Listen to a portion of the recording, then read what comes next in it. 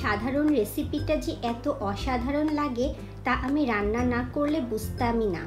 আমি দেশি বিদেশি রান্না দেখতে অনেক পছন্দ করি, আর দেখা মাত্রই রান্নাটা করে ফেলি। এই রান্নার সাথে আমি আরও একটু টুইস্ট অ্যাড করেছি। রান্নাটা যে এত টেস্টি হবে ভাবতেও পারিনি। আমার বাসার সবাই খেয়ে অনেক পছন্দ করেছে, তাই ভাবলাম আপনাদের সাথেও রেসিপিটা শেয়ার করি। প্রতিদিন মাছ কিংবা মাংস খেতে আমাদের ভালো লাগে না, আর এই একরকম রান্নার স্বাদ থেকে বিরতি নেওয়ার জন্য এগ কারি করে থাকি। আর এই এগ কারিটা যদি একটু অন্যরকম করে রান্না করি তাহলে টেস্টেও একটু ভিন্নতা আসবে, আর খাবারের রুচিটাকেও বাড়িয়ে দিবে। তাই আজকে একটি ভিন্ন স্বাদের এগ কারি নিয়ে হাজির হয়েছি। আসসালামু আলাইকুম, welcome to Tania's food blog. সবাই কেমন আছেন? আমি আলহামদুলিল্লাহ অনেক ভালো আছি। আর আজকে আপনাদের জন্য যেই এগ কারি রেসিপিটা নিয়ে এসেছি, চলুন সেটা কিভাবে তৈরি করব আমরা দেখে নিই। আমার মূল রেসিপিতে যাওয়া যায়। প্রথমে তো আমাদের লাগছে ডিমটা আমি একটু হলুদ এবং লবণ দিয়ে মাখায় নিব।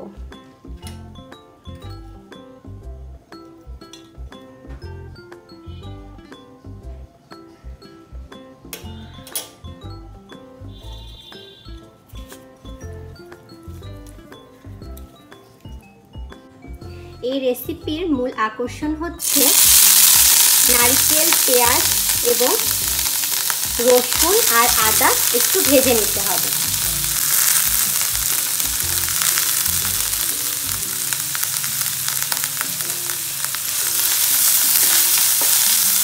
হালকা ব্রাউন করে ভেজে নিব একটু। এটাই নিয়ে আসবে রেসিপির মূল টেস্ট। মশলাগুলো আমার ব্রাউন করে ভাজা কমপ্লিট। এর মধ্যে আমি একটু কাজু বাদাম আর কাঠবাদাম দিয়ে দিব, তারপরে এটা ব্লেন্ডার করে নিব। তেল গরম হয়ে গেছে, এবার আমি ডিমগুলো ভেজে নেব।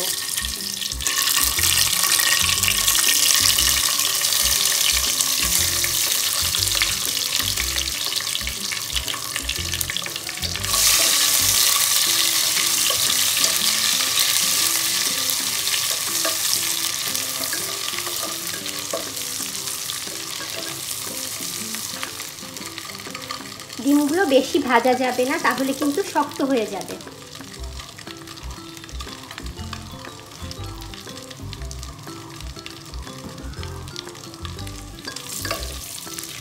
এবার ডিমগুলো আমি তুলে নিচ্ছি।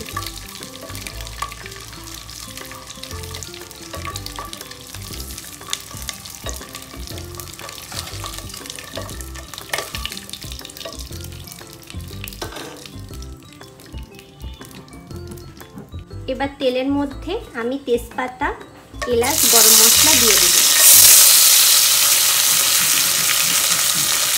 আর শুকনো মরিচ।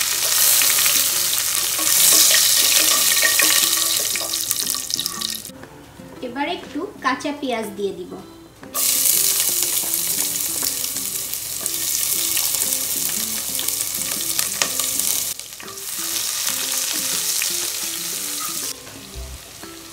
যে মশলাটা আমি করে রেখেছিলাম ভেজে, সেই মশলাটা দিয়ে দিব।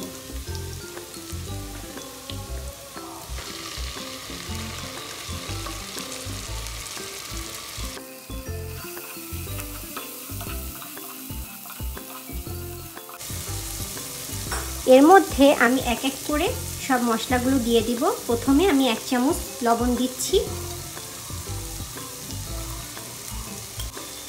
1 চামচ হলুদ গুঁড়া, 1 চামচ মরিচ গুঁড়া। মশলাটাকে ভালো করে কষায় নিব।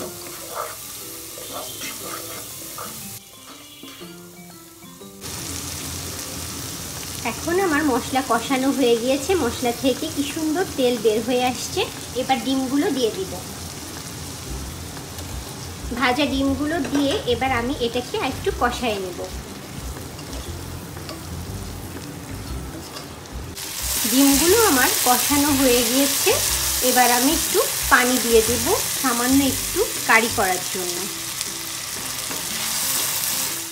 আমার এগ কারি রান্নাটি প্রায় কমপ্লিট। নামানোর আগ দিয়ে আমি একটু কাঁচামরিচ, একটু ধনিয়া পাতা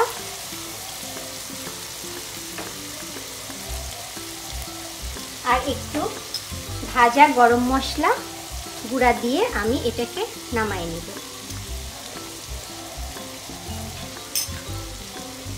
আমার এগ কারিটি পরিবেশনের জন্য রেডি।